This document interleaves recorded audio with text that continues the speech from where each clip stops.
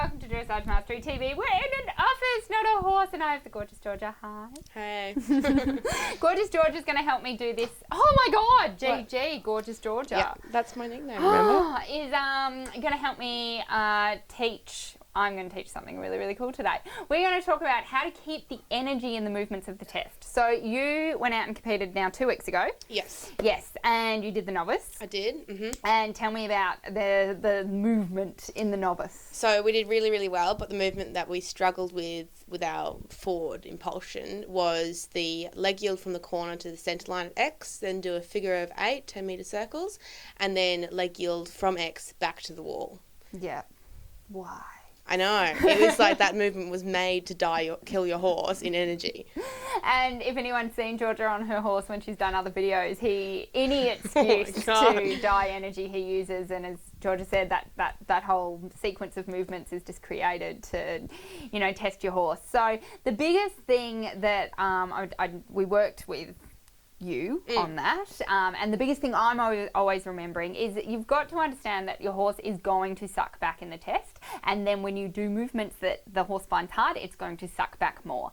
Now that is just naturally lateral work. So if I'm doing shoulder in, if I'm doing a leg yield, if I'm doing a half pass, if I'm doing a canter pirouette, anything, I always think extended. So if it's trot work and I do shoulder in, it's extended trot shoulder in, extended trot half pass, extended trot leg yield, extended canter half pass, extended canter pirouette, whatever it is.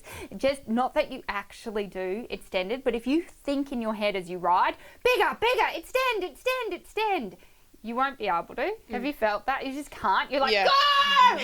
And nothing, like you could just go a little bit more. And that's what the judge sees. The judge sees a little bit more, which is good because you want that horse pa, pa, pa, rather than what every other rider's going to do. So they'll be trot, trot, trot into the leg yield, trot, trot, trot. So we worked on that, didn't we, in your lesson? Yep. And we got much better results from the leg yeah. yield. Yep, and the circles and then the leg yield back. And then you can kind of chill out in the corner and then get the horse going for the whatever movement comes up next. Cool. So is there anything else we need to discuss about that? No, that was it.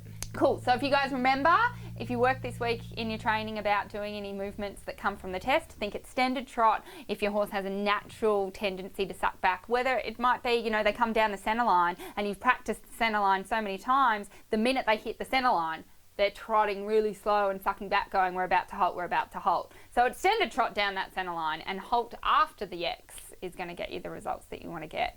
So remember, I did a whole free competition success extravaganza workshop that is still going to be up for 1 more week. So if you would like to get free access to my free competition success workshop that talks about what we just talked about with Georgia, explains how to do a warm-up, how to overcome competition nerves, and how to remember your dressage test, you can go to www.yourcompetitionsuccess.com and get in on it. You guys have a great week, and I'll see you next time. Bye!